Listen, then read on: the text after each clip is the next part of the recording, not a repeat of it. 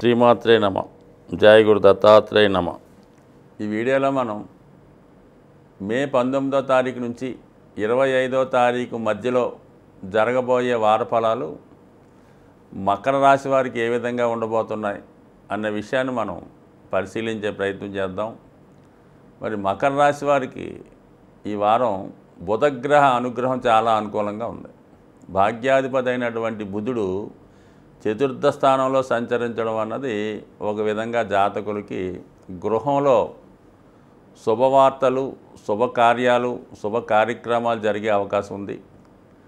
కుటుంబ సభ్యుల మధ్య పరస్పర అవగాహన, అనుకూలత ఏర్పడే అవకాశం ఉంది. మరి గృహంలో ఒక విధమైనటువంటి సంతోషకరమైనటువంటి వాతావరణం ఏర్పడే అవకాశం ఉంది. ఇది విద్యార్థులకి చాలా అనుకూలమైనటువంటి స్థితి.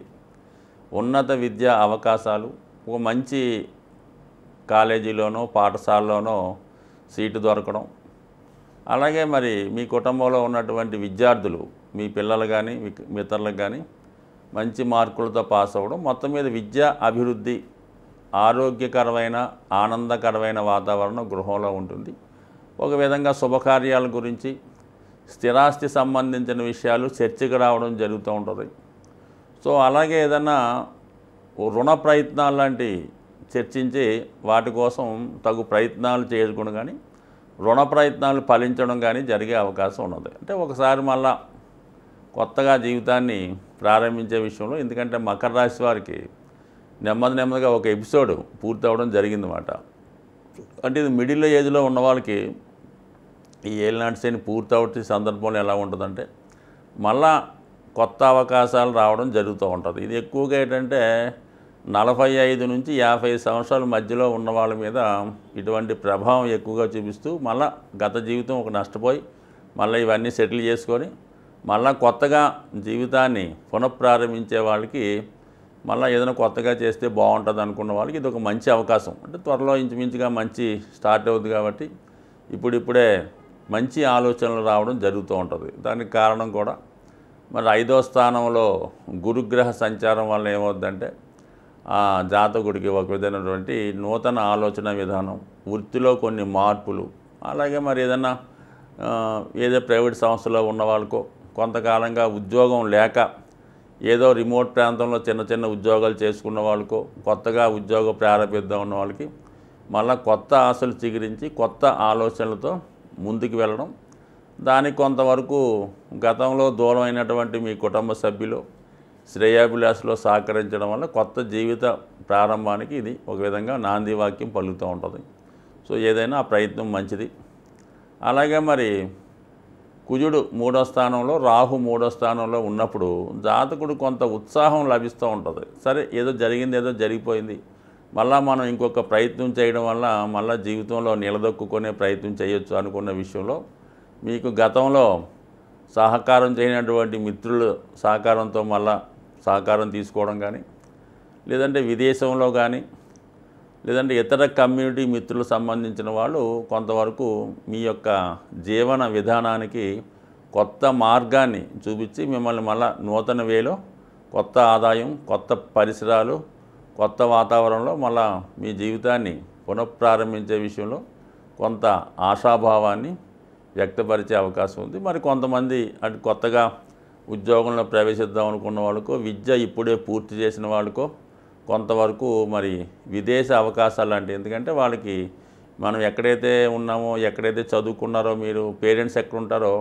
అదే ప్రాంతంలో ఉద్యోగం ప్రయత్నం చేసుకోవడం కన్నా వేరే ప్రాంతంలో కొత్త ప్రాంతంలో, దూర ప్రాంతంలో ఉద్యోగ ప్రయత్నాలు చేసుకోవడం వలన అది తొందరగాను ఫలిస్తుంది, కొంత అభివృద్ధికరంగాను ఉంటుంది తప్ప ఎంతసేపు ఉన్న చోటనే పట్టుకుంటే మాత్రం ప్రస్తుతం ఈ రాశి వారికి అంత అనుకూలించే అవకాశం లేదు. కాబట్టి ఏదైనా స్థల మార్పు కోసం మారితే కొంతవరకు కొత్తగా జీవితాన్ని ప్రారంభిద్దాం అనుకున్న వాళ్ళకి అనుకూలంగా ఉండే అవకాశం ఉన్నది. సో అలాగే మరి శుక్రుడు స్వక్షేత్ర గతుడు అవటం వల్ల ఈ రాశిలో ఉన్నటువంటి అమ్మాయిలకి మంచి అవకాశాలు ఉంటాయి. వాళ్ళు సామర్థ్యానికి తగిన గుర్తింపు ఏదైనా ప్రభుత్వ పరంగా కానీ, ప్రైవేట్గా బ్యాంకింగ్ కానీ, ఫైనాన్సు రంగాల్లో కానీ, ఆటోమొబైల్ రంగంలో కానీ కొత్తగా ప్రవేశించి వాళ్ళు కొంతవరకు వృత్తిపరమైన సక్సెస్, వివాహ విషయంలో ఉన్నటువంటి సమస్యలు తొలగి వారు కొత్తగా జీవితాన్ని పునఃప్రారంభించే అవకాశం ఉంటుంది.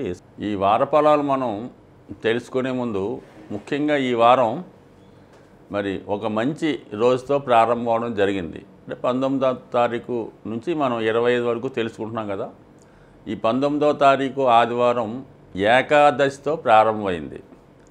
ఇది సత్యనారాయణ స్వామి, అన్నవరం సత్యనారాయణ స్వామి వారి కళ్యాణం కూడా ఇదే రోజు జరుగుతుంది. అంటే మనం ఎప్పుడూ కూడా దైవాన్ని పూజించడం, కొన్ని పుణ్యక్షేత్రాలు దర్శించడం చేస్తూ ఉంటాం. కానీ కొన్ని ప్రత్యేక దినాల్లో ఆ భగవంతుణ్ణి పూజించినప్పుడు మనకి ఆ ఫలితం విశేషంగా రావడం జరుగుతుంటుంది. ఉదాహరణకు మరి ఏకాదశి రోజు విష్ణుమూర్తి ప్రియమైంది కాబట్టి ఆ విష్ణుమూర్తి ప్రియమైన రోజున అన్నవరం సత్యనారాయణ స్వామి కళ్యాణం కూడా జరుగుతుంది కాబట్టి వీలైన వాళ్ళు మరి ఆ కళ్యాణాన్ని దర్శించవచ్చు. అది డైరెక్ట్గా వెళ్ళలేని వాళ్ళు ఇప్పుడు టీవీలో కూడా లైవ్ టెలికాస్ట్ అయినప్పుడు అది మనం చూడటం వల్ల కూడా సేమ్ అదే ఫలితాన్ని మనకి రావడం జరుగుతూ ఉంటుంది. సో అలాగే అదే రోజున మరి వెంకటేశ్వర స్వామి టెంపుల్కి వెళ్ళడం కూడా జాతకంలో ఉన్నటువంటి దోషాలు తొలగిపోయి గురుగ్రహ అనుగ్రహం అలాగే రవిగ్రహ అనుగ్రహం కూడా సంపూర్ణంగా లభిస్తాయి. కాబట్టి కామన్గా మరి ఈరోజు అదొకటి గుర్తుపెట్టుకోండి.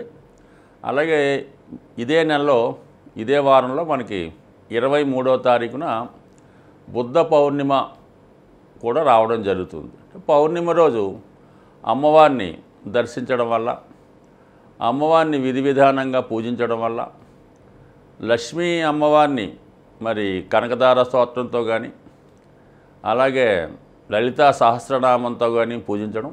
వీలున్న వాళ్ళు సాయంకాలం దాకా ఉపవాసం ఉండి మరి చంద్రుడు వచ్చిన తర్వాత అమ్మవారికి పాయసం నైవేద్యంగా పెట్టి మరి లలితా సహస్రనామాన్నో కనకదార స్తోత్రాన్నో పారాయణ చేయడం వల్ల వివాహంలో ఉన్నటువంటి దోషాలు తొలగుతాయి. అలాగే వివాహం కొరకు ఎదురు చూస్తున్నటువంటి అమ్మాయిలకి వివాహం తొందరగా జరిగే అవకాశం ఉంటుంది.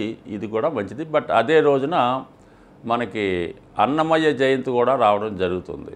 సో ఆ రోజు మరి సంగీతానికి ఇష్టపడేవారు వెంకటేశ్వర స్వామి భక్తులు మరి విధి విధానంగా స్వామిని సేవించడం వల్ల మరి స్వామి భక్తుల్ని మనం సేవిస్తే స్వామి అనుగ్రహం కంపల్సరీగా లభిస్తూ ఉంటుంది. కాబట్టి అది ఇంట్రెస్ట్ ఉన్నవాళ్ళు దాన్ని కూడా విధి విధానంగా పాటించవచ్చు.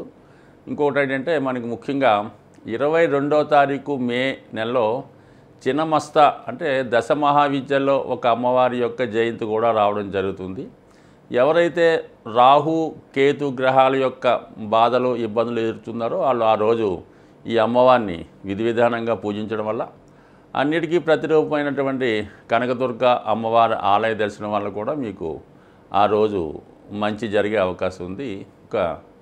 మరొక ముఖ్యమైన విషయం ఏంటంటే సరిగ్గా మళ్ళీ వచ్చే ఆదివారం 26వ తారీఖున సంకటహర చతుర్థి రావడం, అదే రోజు మూలా నక్షత్రం రావడం, ఆదివారం కావడం వల్ల మరి ముందుగానే ప్రిపేర్ అయ్యి ఏ జాతకంలో ఎటువంటి దోషం ఉన్నా కంపల్సరీగా వాళ్ళు రాబోయే 26 మే తారీఖున సంకటహర చతుర్థి రోజు వినాయకుడిని అభిషేకం ద్వారా కానీ హోమం ద్వారా కానీ విధి విధానంగా పూజ చేసుకోవడం వల్ల వీలు కాని వాళ్ళు కేవలం ఈ ఎవరైతే విద్యార్థులు వ్యాపారస్తులు ఉన్నారో వాళ్ళు ఆ రోజు విఘ్నేశ్వరుని గరికతో అర్చించి పూజించడం వల్ల కంపల్సరీగా వాళ్ళకి ఈ నెలలో రాబోయే అన్ని కష్టాలు కూడా తొలగే అవకాశం ఉంటుంది. స్వస్తి.